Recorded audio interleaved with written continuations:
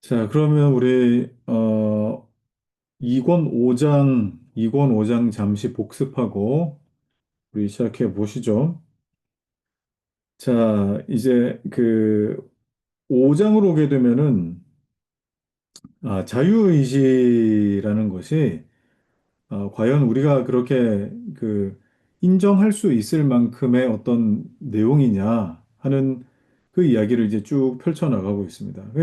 결론적으로 말하자면 이제 뭐 뒤쪽에 이제 한참 남았는데 결론적으로 말하면 칼빈은 성경의 여러 이 내용을 근거로 해서 자유의지를 거의 인정을 하지 않습니다. 거의 인정을 하지 않습니다. 그러니까 자유의지라는 이 개념 자체를 좀 뭐라 그럴까요? 좀 터부시한다 그럴까요?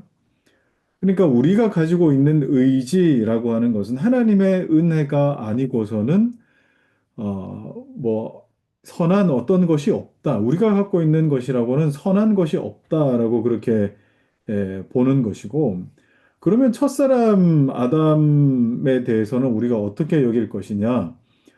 그는 그냥 자기가 하고 싶은 걸 했다 이 말이에요. 자기 하고 싶은 거. 근데 이거를 자유의지라고 하는 것이 옳으냐? 아니 이건 자유의지라기보다는 그냥 죄로 기울어지는, 그죠? 죄로 기울어지기를 원했던 그냥 자기의 하고 싶은 것, 자발성이었다라고 그렇게 이야기를 해야지. 이걸 자유의지라고 하기보다는 자발적 의지라고 해야 된다. 칼빈은 지금 이 이야기를 하고 있는 겁니다. 지금 거기에 대한 논박을 지금 네 가지를 이제 쭉 하죠, 그죠? 이제 그 지난 시간에 그걸 했었었는데, 자, 그래서 제가 그런 얘기를 했었어요. 지난 시간에 자유의지라고 하는 것은 A를 선택할 것인가, B를 선택할 것인가, 이걸 고민하는 것이 아니라, 그 A가 만약에 선이고 B가 이제 뭐 악이라면 나는 그런 어떤 갈등 속에서 나는 늘 A를 선택해야지, B가 아니라 A를 선택해야지. 이게 자유의지가 아니고 A냐 B냐를 어떤 고민하고 있는 A냐 B냐를 생각하고 있는 아, 내 상태가 옳으냐를 먼저 물어야 된다는 거예요. 그죠? 그래서 이 A냐 B냐를 놓고 고민하기 시작하면은 벌써 뭐가 되는 겁니까? 벌써 이게 이 자발적인 내 어떤 상태를 의미하게 되는 것이지 이게 뭐 내가 이 부분에 대해서 자유의지를 가지고 어떻게 했다 이렇게 말할 수는 없다 하는 겁니다. 그래서 우리 5장 1항을 보게 되면은 5장 1항을 보게 되면은 그 이야기가 나오죠. 여기 보면은 이제 필연적 죄는 죄가 아니며 자발적 죄는 피할 수 있다라고 주장한 옛 사람들, 펠라기우스의 주장이겠죠. 그죠? 자, 펠라기우스가 아, 필연적으로 죄를 지을 수밖에 없다라고 그렇게 한다라고 한다면 어, 그건 죄가 아니고 그리고 또 내가 자발적으로 내가 죄를 짓는다라고 한다면은 그건 자발적으로 내가 죄를 안 지을 수도 있는 거 아니냐라고 그렇게 주장을 한 겁니다.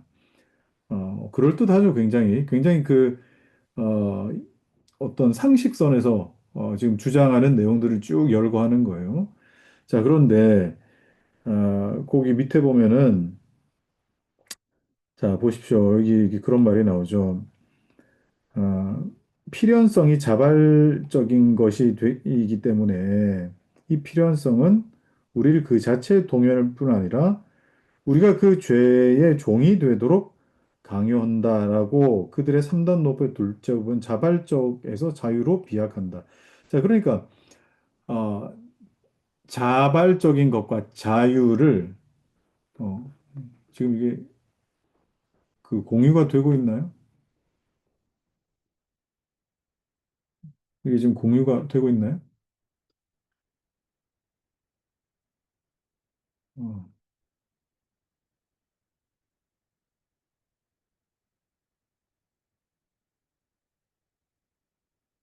네. 자, 이 그 자발적인 것과 자유를 바꿔서 이야기를 하고 있더라 하는 거죠.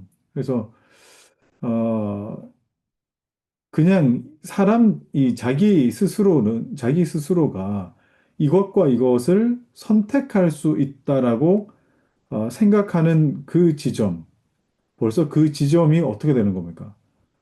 그게 바로 하나님께서 머무시는 지점이죠. 하나님만 하시는 그 지점인데, A냐, B냐를 선택해야 되는 어떤 그 지점에서 벌써 그거는 자유를 논하기 이전에 그는 그냥 자기가 하고 싶은 것이었다. 그건 자발이었다. 라고 그렇게 봐야 된다라는 것과 둘째 부분이죠. 둘째 부분. 그래서 이건 자발적인 의지이지, 이거는 뭐 나중에는 이거 필연적인, 이 필연성, 그죠? 여기 우리 봤던 거. 이거는 자발적이라고 해야지, 이거를 뭐 하나님이 이렇게 만드셨다라고 해서 필연 또는 자유 이런 식으로 얼버무리려고 하지 말아라. 하나님 원망하려고 하지 말아라. 그냥 내가 하고 싶은 거 그냥 한 거다라고 하는 겁니다. 자, 두 번째는 뭡니까? 두 번째는 보상과 처벌이라는 말 그 의미를 상실한다라고 했는데, 어, 그러니까 이제 뭐 이 잘했으니까 보상이 있고 못했으니까 처벌이라고 하는 어떤 개념이 있는 거 아니야, 성경에. 자, 그러면 자유의지로 그리고 또 이 자유의지로 이걸 선택하고 이걸 선택할 수 있기 때문에 상과 처벌이 있다라는 그런 이야기입니다. 그런데 여러분 생각해 보면은 하나님의 보상이라고 하는 것은 우리의 어떤 의지랑은 전혀 상관이 없어요. 이걸 우리가 권선징악이라고 생각을 하는 건데, 하나님의 보상 자체가 우리의 의지와는 아무 상관이 없습니다. 어떤 인과관계도 없습니다. 그러니까 성경에서 나오는 어떤 이 보상, 하나님께서 우리에게 상 주심이라고 하는 것은 조건이 아니에요. 네. 상은 조건이 아니라고요. 그러니까 이렇게 이렇게 하면은 내가 상을 줄게 라고 하는 그 조건이 아닙니다. 근데 마치 어, 이게 조건처럼 읽혀지긴 하죠. 뭐 만약에 여기 이제 그런 뭐 내용들이 많이 나옵니다. 이제 뭐 네가 이렇게 악에서 떠나면 내가 뭐 치료할 것이다. 뭐 내가 돌이킬 것이다. 뭐 이런 그 조건절들이 있지 않습니까? 그러면 이게 그러면은 뭐, 그런 어떤 개념 아닙니까? 이렇게 물을 수도 있는데, 여러분 성경에 나오는 상 또는 하나님께서 약속하신 그 약속이라고 하는 것은 우리의 뭘 위한 겁니까? 순종을 위한 격려의 차원이에요. 격려의 차원이라고. 그러니까 상은 뭡니까? 상은 결과로서의 결과의 보상이 아니고 동기에 대한 격려라고요. 동기부여라 이 말. 동기부여. 이게 하나님께서 내가 순종했기 때문에 그리고 또 뭐 내가 뭐 저를 뭐 몇 번을 했기 때문에 하나님이 응답하시는 하나님이 아니라 이 말입니다. 아니라고. 자, 그러면 아, 이 죄, 악 이런 걸 저질렀는데 하나님께서 즉각 심판을 안 하시는 그 이유가 뭐라 그랬어요? 이것은 하나님이 오래 참으심 중에 그가 돌아오기를 원하시는 어떤 그 마음의 표현인 것이죠. 뭐 상도 마찬가지이실 겁니다. 악이 만약에 그렇다라고 한다면 우리가 하나님의 뜻대로 살았음에도 불구하고 즉각적으로 하나님이 어떻게 보상하거나 이런 게 아닌 것은 이게 뭐가 아니라는 뜻이에요. 결과에 대한 보상이 아니라는 뜻이죠. 그저 하나님의 말씀 앞에 순종하도록 우리를 끊임없이 이끌어 가시는 어떤 이 과정인 것이지, 뭐, 결과를 가지고 하나님이 이렇게, 뭐, 상 주고 뭐 이런 것이 아니다 하는 것을 지금 이야기를 하고 있는 겁니다. 이게 두 번째 이야기였고. 자, 세 번째. 그러면 이게 선과 악이 구별하는 것은 무슨 의미가 있느냐, 라고 그렇게 이야기를 하는데, 이것도 여기 밑에 보면은 이제 그런 말이 있죠. 보십시오. 음, 어, 하나님이 원하시는 사람을 선으로 이끌어 가시고, 또 원하시는 자를 어떻게 해요? 그냥 내버려 두심으로 인해서 그들의 욕심에 떨어지게 만드신다. 자, 한번 읽어봅시다, 이거는. 하나님의 의로우신 심판으로 그냥 버려두시는 사람들은 부패한 가운데 쇠잔하며 소멸하고 만다. 어떤 사람들은 끝까지 인내하는데 어떤 사람들은 출발점에서 넘어지는 데는 다 이유가 있다. 참으로 인내 자체도 인내라고 이렇게 표현되어 있지만 여기는 견인이라고 해야 되겠죠. 견인. 견디고 인내한다. 인내 자체도 하나님이 주시는 은사다. 모든 사람에게 그렇게 주시는 게 아니라 이 말이에요. 그래서 우리가 지금 계속 말씀 가운데 보고 있는 열매로 알리라. 예수님 말씀하신 그 부분이 뭡니까? 끝까지 참는 자가 상을 받으리라. 예수님 이렇게 말씀하셨죠. 이게 다 뭐겠습니까? 그러면 내가 한번 뭐 끝까지 한번 버텨봐야지 그게 아니라 하나님의 은혜가 있는 자가 끝까지 버틴다는 뜻이고 하나님의 은혜가 있는 자가 열매를 맺는다는 뜻이에요. 그럼 뭡니까? 여기서 중요한 걸 가르쳐 주고 있죠. 처음엔 그럴듯하게 보인다 할지라도 어떤 사람들은 끝까지 인내하는데 어떤 사람들은 뭐예요? 그럴듯해 보이다가 출발점에서 다 넘어지는 데는 이유가 있다. 뭐 때문이라고요? 하나님 은혜가 없다는 걸 증명한다는 거예요. 자, 모든 사람에게 무차별적으로 주시는 것이 아니라 그가 원하시는 사람에게 주시는데 무슨 까닭에 어떤 사람들은 굳게 견디어내며, 그죠? 어떤 사람들은 굳게 견디어내고 어떤 사람들은 동요하기 때문에 실패하는가 하는 이 차이의 원인을 찾는다면 그것은 주께서 하시는 일이라는 것 외에 다른 것이 없다. 그건 하나님이 하시는 거라 이 말입니다. 그래서 때로는 우리에게 우리의 자리를 확인시키기 위해서 하나님은 역경을 만나게 하시기도 하고 고난을 주시기도 하는데 그때에 내가 쓰러지지만 완전히 그냥 넘어지지 않고 완전히 그냥 포기하지 않는 자로 스스로를 내가 발견한다면 여러분 오히려 그 역경으로 인하여 찬양할 수 있어야 되는 거예요. 그런데 그런 어떤 일들, 그런 어떤 어려움들로 인해서 그냥 나자빠져 버리는 그런 어떤 모습을 보면은 아, 그런 이 하나님의 일하심이 어떤 식으로 나타나는가를 볼 수가 있는 겁니다. 그래 어떤 사람들에게는 하나님의 말씀 자체가 큰 은혜이기도 하는데 어떤 사람들에게는 저주의 냄새가 풍기는 거예요. 하나님 말씀이 그 이야기가 이제 뒤에 나오는 것이죠. 자, 그래서 계속 읽어보면 주께서 인내하는 사람들을 붙들어 주시며 인내하는 사람들을 붙드신다라는 이 말 자체가 사실 하나님이 붙드셨기 때문에 인내하게 되는 것이며 라는 뜻이에요. 자기 힘으로 자기 권능으로 힘을 북돋아 주셔서 멸망하지 않게 하시고 실패하는 사람들은 변덕스러움의 본보기가 되도록 자기의 권능을 주지 않기 때문이다. 어, 요 내용에 대해서는 이제 그 뒷부분에 가면은 조금 더 구체적으로 우리가 읽을 기회가 있을 겁니다. 자, 네 번째 주장을 보면은 어, 자, 만일 복종하는 능력이 죄인에게 없다면 권면하는 것이 헛되고 그러니까 뭐 이 하나님 그러니까 뭐라 그럴까요? 하나님의 말씀을 들을 만한 또 그럴 자유의지니까요. 자유의지니까 어떤 사람에게는 어떤 사람은 선한 어떤 의지가 있고 어떤 사람은 악한 어떤 의지가 훨씬 더 많다라고 그렇게 스스로 이제 뭐 할 수 있지 않겠습니까? 그럴 때에 그러면 뭐 말씀을 가르치고 뭐 교육을 한들 뭐 무슨 의미가 있느냐? 악한 사람은 계속 악해질 것이고 또 뭐 선한 사람은 뭐 그냥 뇌도도 선해질 것인데 뭐 그런 의미일 텐데 그런 게 아니라 하나님 말씀에 책망을 받아서 어, 그, 그 말씀 자체가 어떻게 해야 된다는 거예요. 거기 밑에 보면은, 여기 보십시오.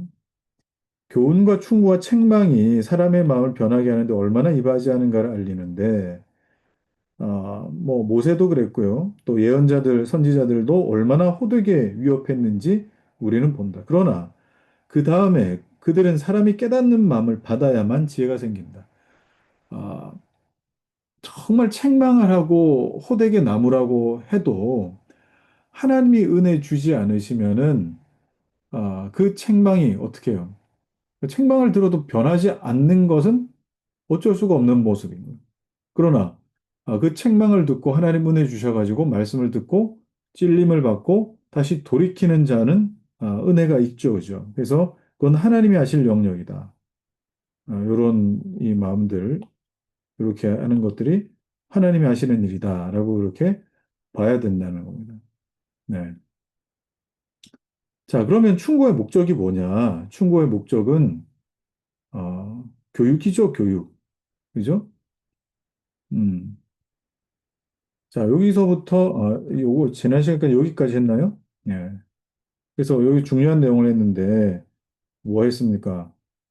신자들에게 충고가 특별한 가치 있다는 걸 생각해야 되는데 주께서는 신자들 안에서 중요한 문장이죠.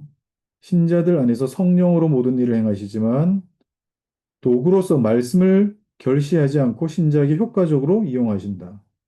자, 말씀과 성령이에요. 말씀과 성령. 하나님이 일하시는 방법이에요. 말씀과 성령으로 하나님 일하시는 거다.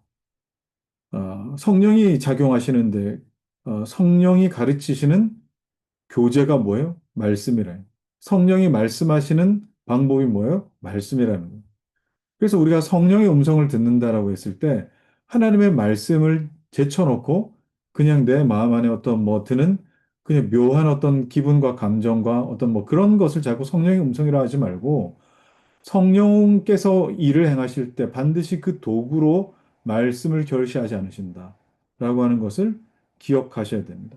이게 뭡니까? 이게 하나님께서 우리를 이끌어 가시는 방법이에요. 그래서 여기 보면 두 가지 방법으로 역사하실 때 내면적으로는 성령을 통해, 외면적으로는 말씀을 통해. 그래서 성령께서 지성을 비추며 의를 사랑하며 함양하는 방향으로 그들의 마음을 개조하셔서 이게 뭐죠? 중생이죠.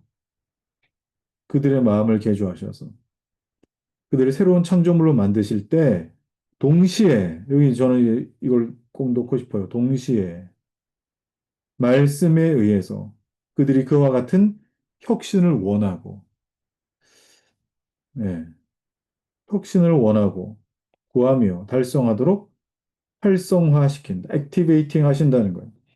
그래서 이 두 가지 방법으로 하나님은 자기 손의 움직임을 나타내신다. 이게 뭡니까? 하나님이 일하시는 방법, 성도들에게 하나님이 일하시는 방법이다라는 거예요. 자, 여기서 중요한 거. 우리 아까 세 번째 주장의 조금 부가적인 설명이 될 수 있을 것 같습니다. 버림받은 자, 보십시오.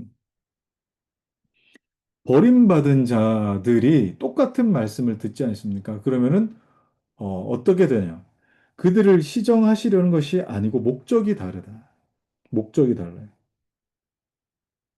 현재는 그들의 양심의 증언으로 그들에게 압력을 가하며 그 말씀을 들을 때 그 말씀 자체가 나에게 어떤 생명되고 길이 되는 것이 아니라 자꾸 양심을 찌르니까 양심의 가책을 받는 거죠. 심판 때 그들에게 더욱 변명의 여지가 없게 만들려는 것이다. 심판 때 어떤 말씀 듣는 거예요? 너 그때 그 말씀 들었잖아. 라고 말씀하시는 거예요. 그래서 그리스도께서 아버지가 이끄는 사람이 아니면 자기에게 올 수 없으며 택하심 받은 자들은 아버지께 듣고 배운 후에 온다 그랬잖아요. 듣고 배운 후에 온다고 말씀하시지만, 네. 역시 교사의 직책을 경시하지 않고 조금이라도 전진하기 위해서는 내면적으로 성령에게 배울 필요가 있는 사람들을 직접 자기의 음성으로 끊임없이 부르신다. 교사의 직책, 그러니까 말씀을 증거하는 자를 통해서 어때요?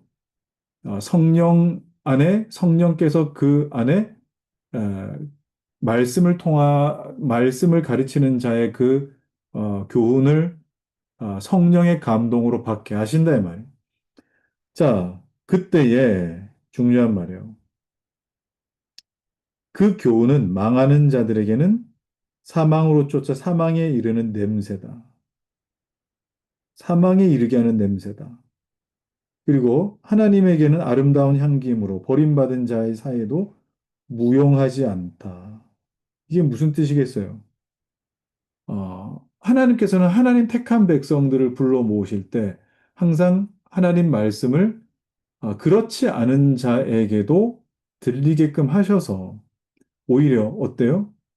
하나님 말씀에 반하여 되돌아가 버리게끔 만드는 그런 어떤 역할로 하나님 말씀이 사용되더라 이 말이에요. 그게 뭡니까?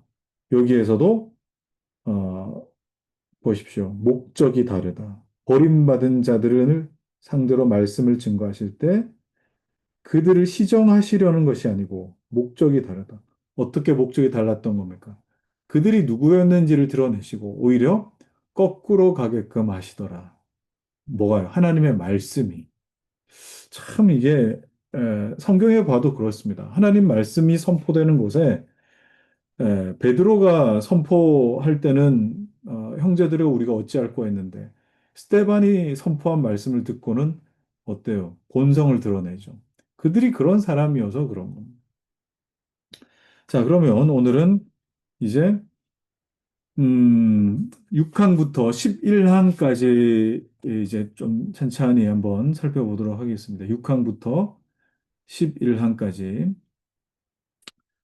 제가 앞서도 말씀드렸지만 칼빈은 기본적으로 어, 성경을 근거해서 자유의지를 인정하지 않습니다. 그러니까 자유의지라는 말 자체를 인정하지 않는다 이 말이에요. 그럼 뭐라고 해야 되느냐? 아까 우리가 뭐라고 했다고요? 그냥 자발적 의지라고 해요. 이렇게도 할 수 있고 저렇게도 할 수 있다라고 그렇게 보면 안 돼요. A를 선택할 수 있고 B를 선택할 수도 있다가 아니라 그냥 B를 선택하고 싶었던 거지. A를 선택할 수 있고 B를 선택할 수 있다. 그러면 뭐 여러분에게 설명하기 그 아담의 상태를 설명하기 위해서 아담은 그럴 수 있는 상태다라고 말하는 것이지. 아니 그러면은 아담에게 책임을 물어서 됩니까? 라고 그렇게 여러분이 물으시겠지만 아담은요 뭐 한 거예요? A를 선택할 수 있는데 B를 선택했던 것이 아니라 그냥 B를 선택하고 싶었던 거예요. 이걸 자유의지라고 보면 안 되고 그냥 자발적 의지라고 봐야 돼요. 여기에 여러분들이 좀 이해를 좀 하면 참 좋겠습니다. 그래서 성경은 기본적으로 자유의지를 인정하지 않는다. 이미 A와 B를 고민하는 순간 하나님을 거절했다는 그것이 증명되기 때문에 하나님을 거절했다. 자, 그러면 우리 6항을 보겠습니다. 하나님의 교훈들은 우리 능력의 척도를 뜻하는가? 그러니까 하나님께서 율법을 주시거나 말씀하실 때 그걸 얼마나 잘 지킬 수 있는가에 대한 척도인가? 그걸 통해서 뭘 확인하고 싶은가를 한번 봅시다. 그들이 산더미 같이 모아놓은 교훈들이 거의 전부를 분류한다면 세 종류로 나눌 수 있다. 그러니까 뭐 하나님 말씀 안에서의 교훈들을 말하겠죠. 어떤 것은 자, 이거 1번으로 해보고 우선 사람이 하나님께로 돌아설 것을 요구한다. 자, 그리고 2번 어떤 것은 단순히 율법을 준수하라고 한다. 3번 또 어떤 것은 하나님의 은총을 일단 받은 사람은 그 은총 안에서 매진하라고 명령한다. 우리는 먼저 이 모든 교훈에 대한 개론을 말하고 다음에 그 세 종류를 논하겠다. 어, 그러니까 이 하나님의 교훈들이 이렇게 세 종류로 구분한다라고 한다면 이것이 어떤 의미가 되는가 하는 겁니다. 자, 율법은 일단 개론부터 한번 얘기하고요. 율법은 준수할 수 없다고 말하는 것을 무서운 죄악으로 생각하는 사람들이 그렇지 않다면 율법 주신 것이 무의미하게 된다고 하는 분명히 그들의 가장 강력한 이유를 우리에게 역설한다. 그러면 율법을 지키라고 주신 것이지 못 지킬 거 뭐하러 주셨느냐? 이렇게 이제 얘기하면서 우리에게는 율법을 지킬 만한 의지가 있다. 자유의지에 대한 어떤 주장을 지금 얘기하려고 하는 거예요. 그러니까 결국 뭡니까? 사람의 의지입니다. 사람의 의지. 사람의 의지는 선하다. 또는 어느 정도 선하다. 지금 이거를 지금 사람들이 자꾸 이야기를 하고 싶은 거예요. 사람의 의지는 선하다, 어느 정도 선하다. 정말 못해도 눈꽃만큼은 선한 부분이 있다. 자, 요걸 지금 말하고 싶어서 지금 율법을 그러면 뭐하러 주셨느냐? 지킬 수 있으니까 주셨지. 그만한 의지가 있으니까 주셨지. 지금 이야기하는 거예요.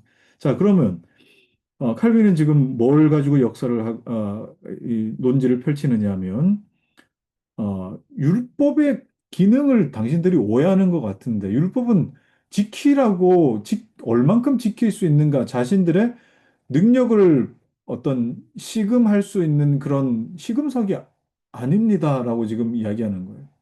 자, 바울의 어떤 이 말씀을 들죠. 자, 로마서 3장 20절. 율법은 범법함을 인하여 갈라디아. 그다음에 율법으로는 죄를 깨달음이라. 그다음에 율법이 죄를 만들어낸다. 율법이 가입한 것은 범죄를 더하게 함이라. 자, 이런 주장들이 있는데 이게 무슨 뜻이겠느냐? 그죠? 무슨 뜻이겠느냐? 율법을 주는 것이 헛되지 않기 위해서 우리의 능력에 맞도록 그러면 제한해야겠는가? 아니면 오히려 반대로 우리의 연약함을 더 분명히 드러내기 위해 율법을 우리보다 높은 데 두셨다. 자, 답은 이거죠. 이게 답이에요. 우리의 연약함을 더 드러내기 위해서, 어, 굉장히 높은 수준의 어떤 것을 요구하셨다. 예수님이 오셔서 율법을 재해석하시면서, 가늠하지 말라 하였다는 것을 너희가 들었으나 나는 너희에게 이르노니 여자를 보고 음욕을 품은 자마다 이미 마음에 가늠하였느니라. 예수님 더 율법을 해석하면서 더 높게 끌어올리셨거든요. 그러면 결국 뭐가 필요하다는 거예요?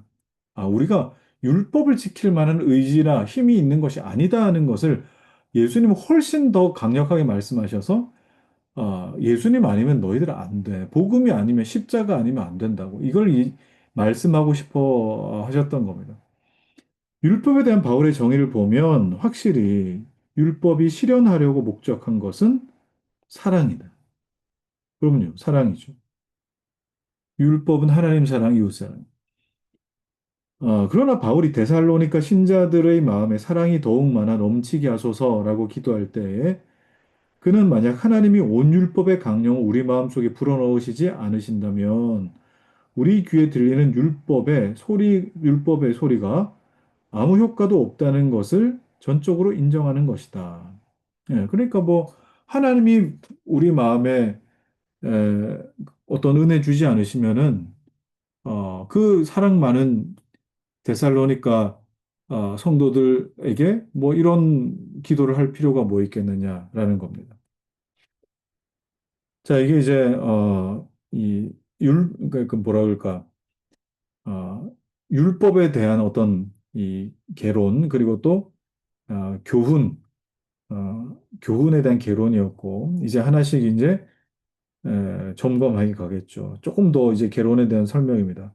만일 성경이 가르치는 것이 율법은 생활 원칙이며 우리는 그 원칙대로 노력해야 된다. 아니, 노련해야 된다. 노련해야 한다. 노력해야 한다. 뭐, 그 말이 그 말일 것 같은데. 그렇게 말한다면 뭐 동의할 수 있는데, 그러나 성경은 율법의 여러 가지 효용을 충실히 그리고 분명히 설명을 하는데, 율법의 기능이 뭐냐? 우리는 율법이 사람 안에서 무엇을 할 수 있는가를 그 해석에 따라 고찰하는 것이 마땅하다. 자, 율법은 우리의 의무를 설명한 다음에 즉시 복종하는 힘은 하나님의 인애에서 온다. 자, 중요한 말이에요. 하나님의 인애에서 온다고. 하나님의 인애. 자, 하나님의 인애라고 하면은, 이건 헤세드죠. 헤세드. 헤세드는 뭡니까? 약속이 있다는 거예요.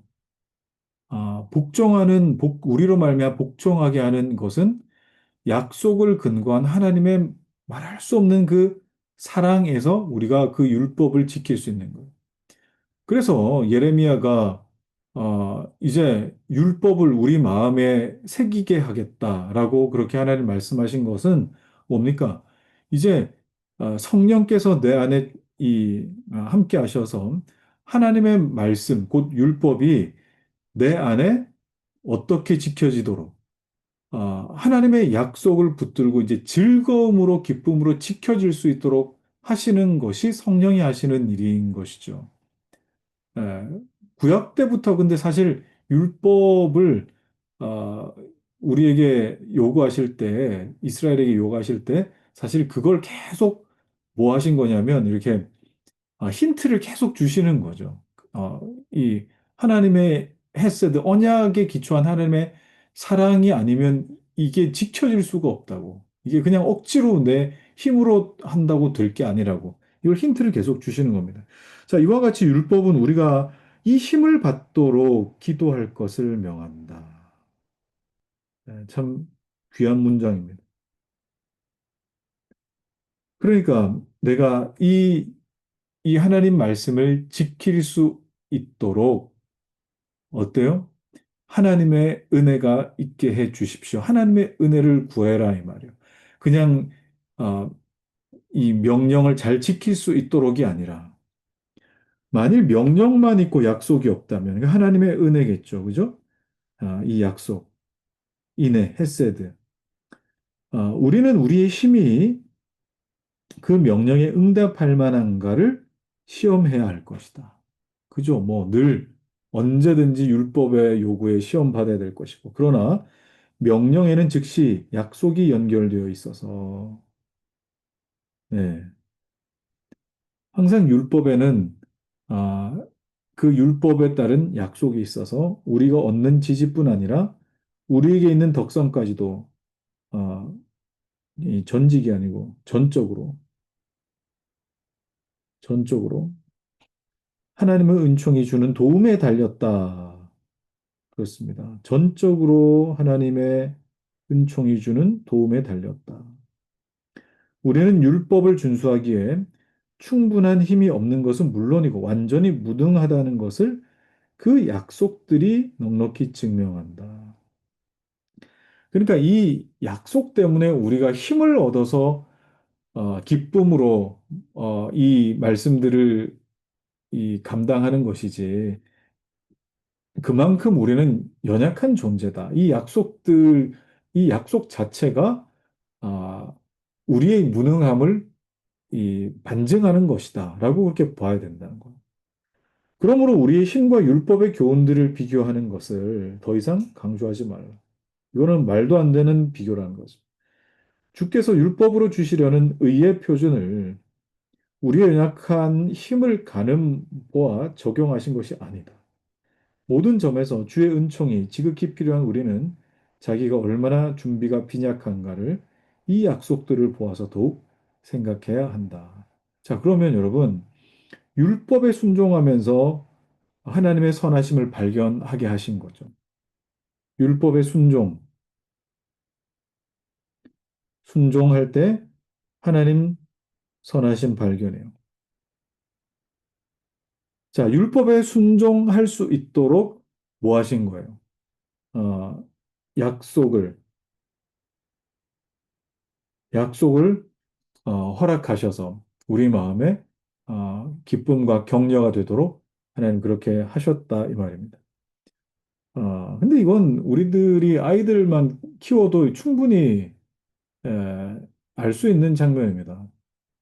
그냥 아이들이 그냥 뭐 이렇게 하진 않죠, 그죠? 어떤 뭐 조건이라고 뭐 이렇게 하면 뭐 스티커 하나 이렇게 붙인다는 거. 아이들이 뭘 순종했을 때 스티커 하나 붙여주고. 근데 아이들에게 큰 동기부여가 되지 않습니까, 그게? 이런 것들의 어떤 그 의미인 것이지. 우리가 앞에서도 얘기했던 것이. 그래서 하나님, 나에게 하나님의 선하심을 발견할 수 있도록 하나님의 은혜를 더해 주십시오. 그러니까 율법에 순종할 수 있도록 내가 내 의지를 북돋워 주십시오. 그런 개념이 아니고 하나님의 선하심을 더 많이 발견할 수 있도록 나에게 은혜를 주십시오. 이게 훨씬 더 근본적인 기도가 되지 않겠습니까? 자, 어거스틴이 한 말입니다. 하나님은 우리가 할 수 없는 일을 명령하셔서 우리가 그에게 무엇을 구해야 할 것인지 알게 하신다. 오늘 오타가 많이 보이네. 자유의지를 중시하는 사람이 그만큼 하나님의 은총을 더욱 공경한다면 교훈은 심히 유용하다. 믿음은 율법이 명령하는 것을 성취한다. 뭐 나머지는 여러분들이 한번 읽어보시면 되겠는데, 자, 거기 보십시오. 제일 마지막. 하나님이 명령하시는 것을 주시며 주시려는 것을 명령하시게 하라. 어, 여러분, 이 문장에 대해서 한번 곰곰이 생각해 보십시오. 곰곰이 생각을 해 보십시오. 제가 오늘 뭐 다 설명은 따로 하지 않겠습니다. 이 문장에 대해서. 생각해 볼 여지가 굉장히 많아서 여러분이 그냥 생각해 보시라고, 요거는 그냥 숙제처럼 여러분에게 좀 남겨놓겠습니다. 하나님이 명령하시는 것을 주시며 주시려는 것을 명령하시게 하라. 한번 고민해 보셨으면 좋겠어요. 자, 8항 봅시다. 여러 종류의 계명은 우리에게라고 해야 되죠. 우리에게 은혜가 없이는 아무것도 할 수 없다는 것을 분명히 보여준다. 자, 여기 이제 앞서 살폈던 세 종류의 교훈, 세 가지 교훈들을 이제 좀 정리하고 있습니다. 자, 첫 번째, 주께서는 율법서와 예언서에 우리를 자기에게로 돌아오라고 명령하시는 때가 많다. 그 밑에 주께서는 우리에게 마음의 할례를 행하시라고 명령하시며 또 자신의 손을 행하신다고 선언하신다. 어떤 곳에서는 마음을 새롭게 하라고 요구하시지만 다른 곳에서는 그 새로운 마음을 자기가 주신다고 하신다. 그러나 하나님의 약속하시는 것은 우리 자신의 선택이나 본성으로 하는 것이 아니라 하나님 자신이 은총을 통해서 하신다. 은총을 통해 하신다. 뭐 결국 앞서 우리가 살폈던 내용과 좀 중복되기도 하겠습니다만 자기에게로 돌아오라 하는 것은 결국 아, 우리가 그렇게 선택하라라고 하는 그 말이 아니라 어떻게 해요? 하나님이 은혜 주실 때에 은혜 주셔야 돌아올 수 있다라고 하는 그런 의미라는 것이지, 그냥, 어, 돌아올래, 안 올래? 이렇게 물어보고 나서 뭐, 그럼 네가 선택해. 돌아올 건지 안 돌아올 건지. 그걸 말하는 게 아니라 이 말이죠. 하나님의 은혜를 통해서만 돌아올 수 있다. 자, 두 번째, 아, 하나님을 공경하라. 그의 뜻을 굳게 잡고 준행하라. 그의 명령 지키라. 그리고 그의 가르침을 따르라. 하는 것이다. 뭐 이건 제가 따로 설명하지 않아도 될 것 같습니다. 세 번째 종류는 바울과 바나바가 했다고 한 말, 즉 항상 하나님의 은혜 가운데 있으라라고 한 권고가 된다. 자, 이것도 뭐 이 제가 따로 설명하지 않아도 될 것 같습니다. 하나님의 은혜 안에 거하라. 자, 구왕 봅시다. 구왕. 회개는 하나님과 인간이 나눠서 하는 일이 아니다. 그러니까 내가 회개한다라고 할 때 그건 내가 어떻게 어, 내가 좀 뉘우치고 하나님 은혜 주시면은 내가 회개할 수 있다. 그런 것이 아니다. 이걸 뭐라고 합니까? 나눠서 하는 일, 이걸 협력적 은혜라고 부르죠. 이거 누가 얘기했죠? 예?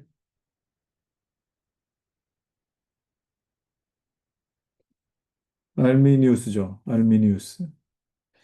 어, 내 의지와 더불어서 하나님의 의지가 서로 합쳐져서 선을 이룬다. 뭐 이런 어떤 개념인 것인데 지금 자꾸 뭘 얘기하고 싶은 거예요? 사람의 의지가 유효하다라고 하는 겁니다. 하나님이 우리의 미약한 노력을 도와주시더라도 우리가 우리의 전력을 다하지 말라는 법은 없다고 한다. 그러니까 뭐 최선을 다해서라고 하면은 하늘은 스스로 돕는 자를 돕는다. 뭐 이런 어떤 의미라는 거죠, 그죠? 또 우리의 회개가 하나님과 우리 사이에 동등하게 나누어진다고 하는 듯한 구절들을 예언서에서 인용하는데 너희는 내게로 돌아오라.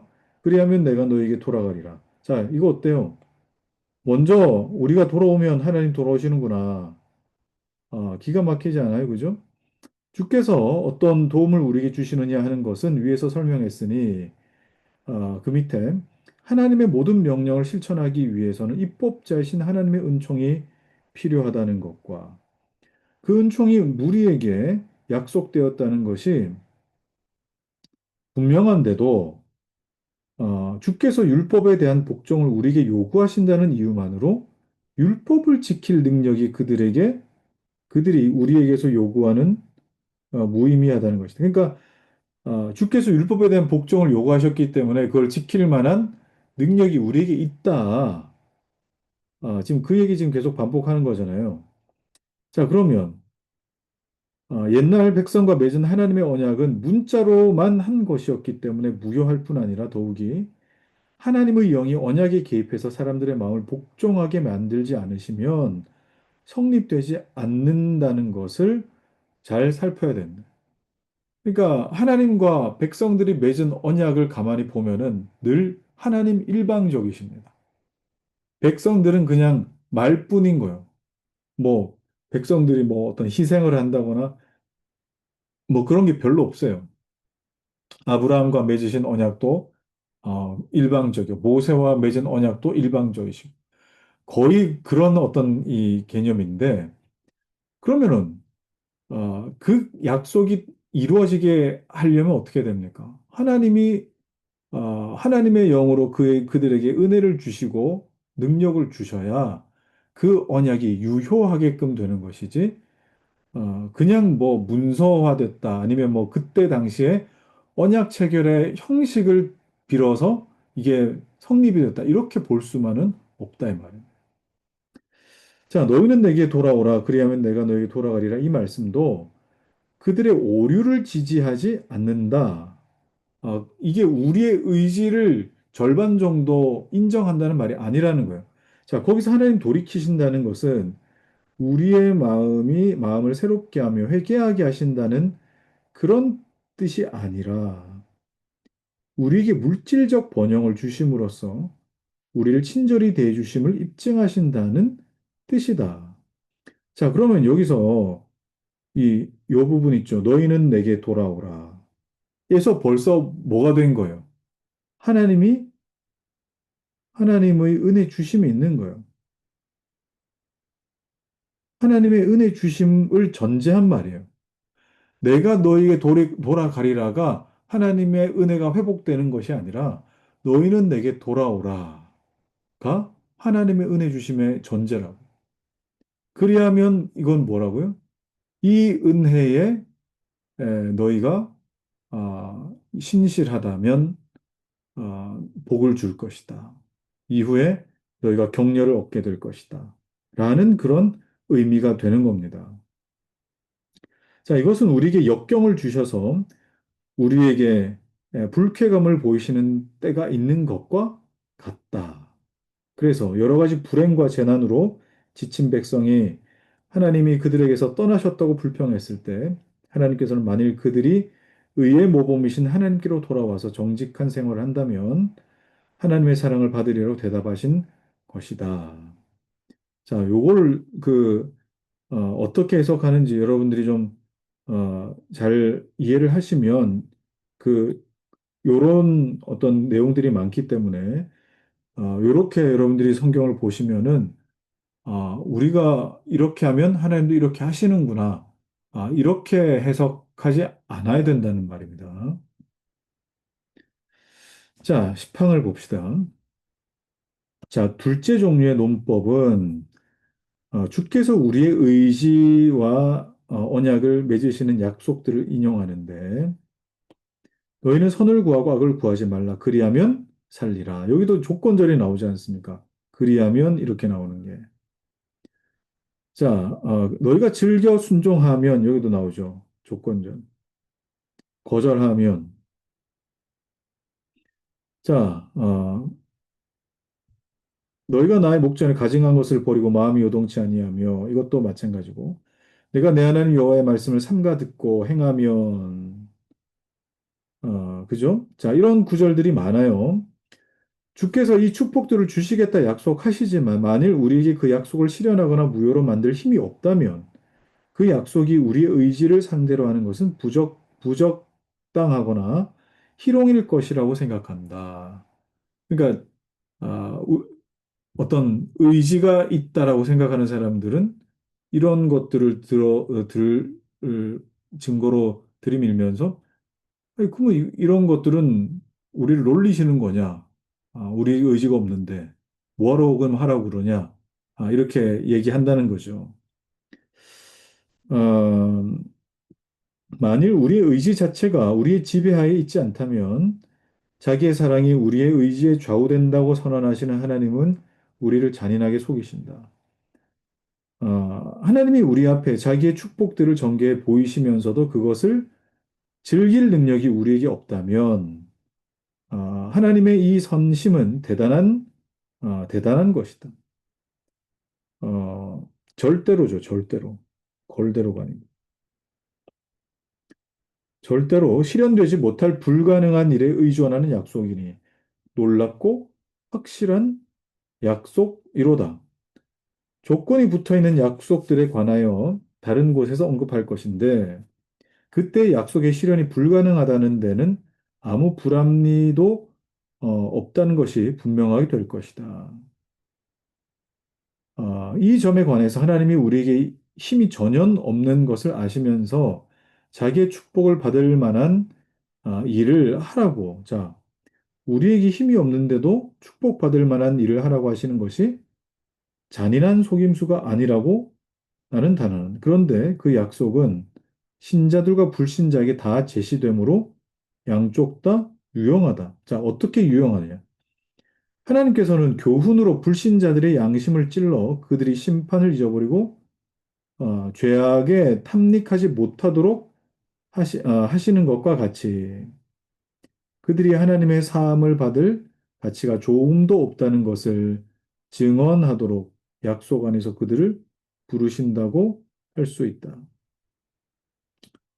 아, 자, 이게 뭐 좀 한 번에 이해가 번역본이라서 조금 난해한 것 같은데, 아, 불신자들의 양심을 찔러서 돌이키는 것과 같이 하나님께서 은혜 주지 않으신 사람, 그러니까 내버려 두신, 선택하지 않은 사람들은 뭐 어떻게 돼요?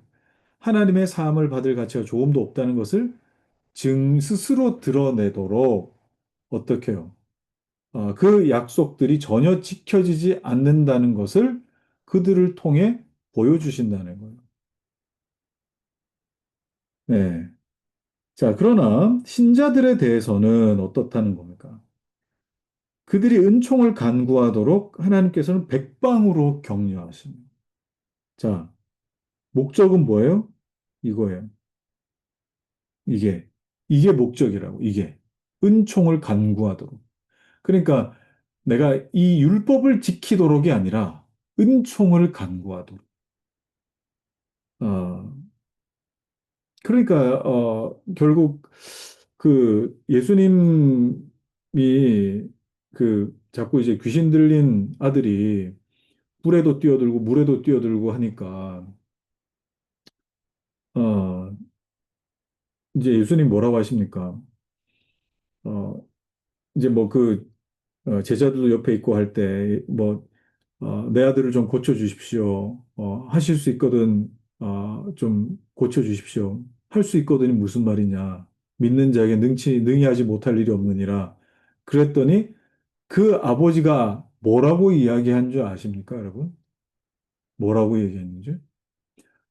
주여, 아, 나의 믿음 없음을 용서해 주십시오. 라고 그렇게 합니다. 나의 믿음 없음을 용서해 주십시오. 그리고, 내가 믿을 수 있도록 해 주십시오.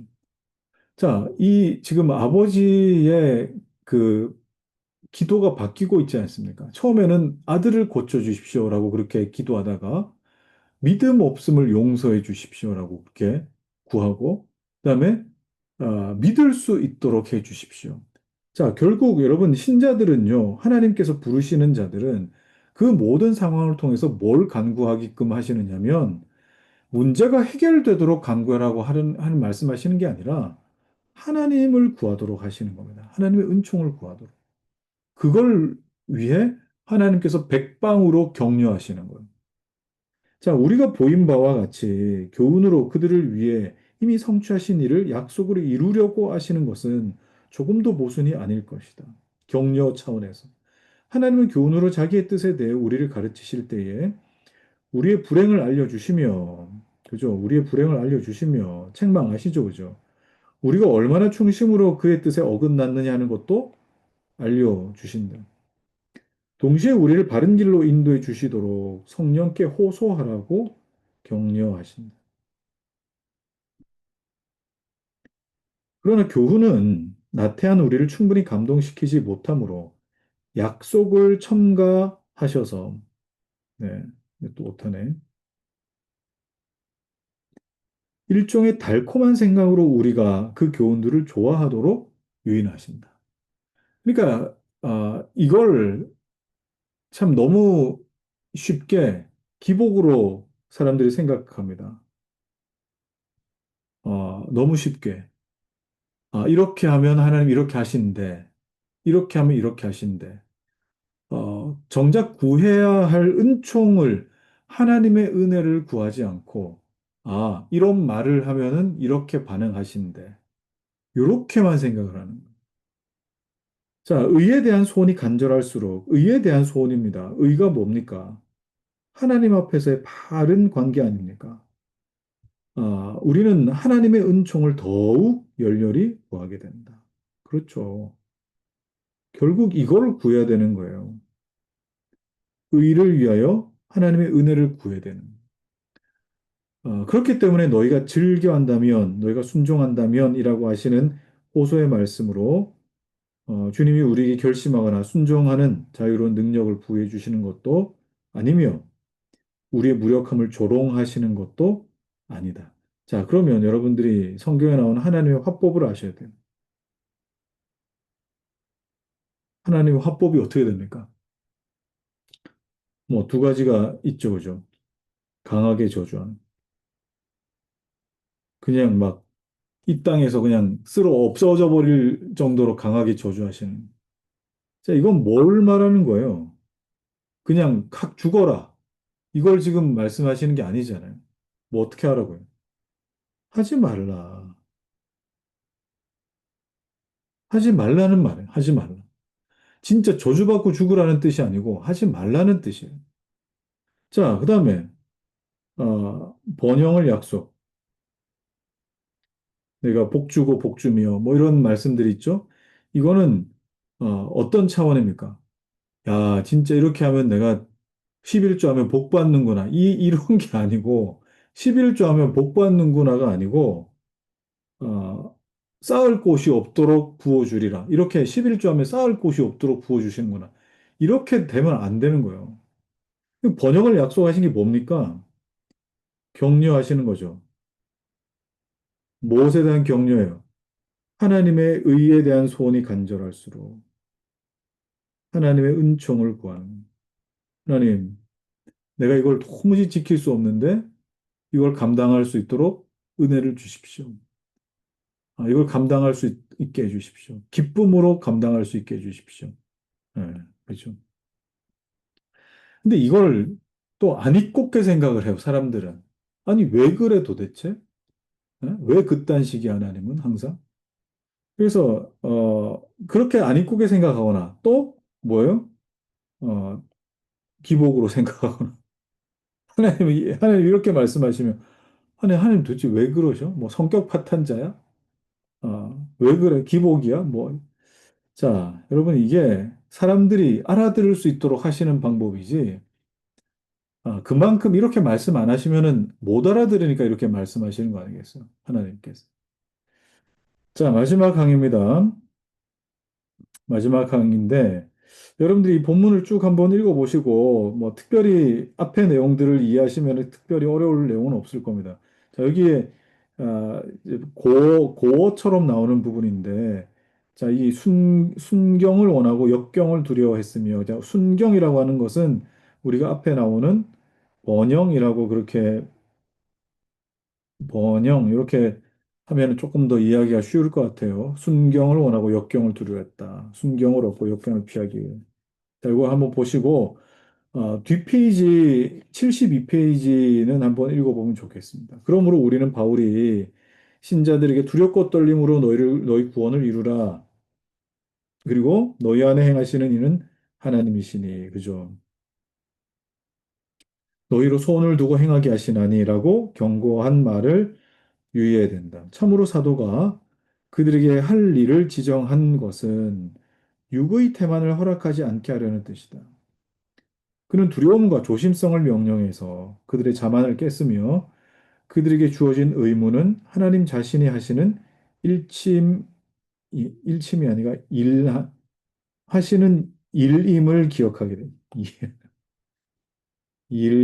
일임을. 일하심이죠, 그죠? 하나님 자신이 하시는 일임을 기억해야 한다. 여기서 바울은 신자의 행동이 이를테면 피동적임을 분명히 알립니다. 자, 여러분 기억하셔야 돼요. 신자의 행동은 피동적입니다. 하나님의 은혜에 의해서. 아무것도 자기 것이라고 주장하지 못하도록 하늘이 공급하는 것이다. 라고 말을 하고 있습니다. 베드로는 너희 믿음의 덕을 공급하라고 권하면서도 2차적인 의무들을 우리에게 지정하지 않고 다만 육에서 나오는 나태를 분발시킨다. 테마는 시정하지 않으면 모르는 사이 신자들을 끊임없이 습격함으로 바울이 성령을 소멸하지 말라고 말하는 것도 같은 맥락이다. 그러나 이것을 근거로 받은 빛을 키우는 것은 자기가 선택할 수 있는 일이라고 결론 짓는 사람이 있다면, 자, 이미 얻은 성령을 내가 충만하게 할 수 있다. 자, 그런 의미죠. 받은 빛을 키우는 것은 자기가 선택할 수 있는 일. 그것도 아닙니다. 이런 우등한 생각은 반박된다. 아, 열성 자체는 하나님에게서만 오기 때문이다. 사실 성결케 하는 직책은 성령이 홀로 자기의 것이라고 주장하시지만 우리는 우리 자신을 온갖 더러운 것에서 깨끗하게 하라는 명령을 자주 듣는다. 요컨대 하나님에게 속해 있는 것을 우리에게 양보해 주셨다는 것이 분명하다. 하나님께로서 나신 자가 저를 지키심에 뭐 이런 말들이 있고요. 자유의지를 주장하는 자들은 우리가 한 부분은 하나님에 의해서 또 다른 한 부분은 자신에 의해 보호받고 있는 것처럼 악용을 하는데 그렇지 않다는 거죠. 그죠? 하나님의 무기만으로 승리한다. 이런 말이 있고요. 네. 자, 그렇기 때문에 베드로는 진리에 복종함으로써 우리의 영혼을 깨끗게 하라고 명령할 때 시정하는 의미로서 성령을 통하여라는 말을 첨언한다 하는 겁니다. 예, 나머지는 여러분들이 한번 읽어보시면 좋겠습니다. 자, 여기까지 오늘 하고 우리 다음 시간에 남은 5장의 남은 부분들을 이제 쭉 마무리하고 5장은 마무리하도록 하겠습니다. 자, 기도 잠시 하겠습니다. 하나님, 신자로 부름받아서 끝까지 매일매일 하나님 나에게 은혜 주심의 열매를 확인한다는 것은 참으로 귀한 일입니다.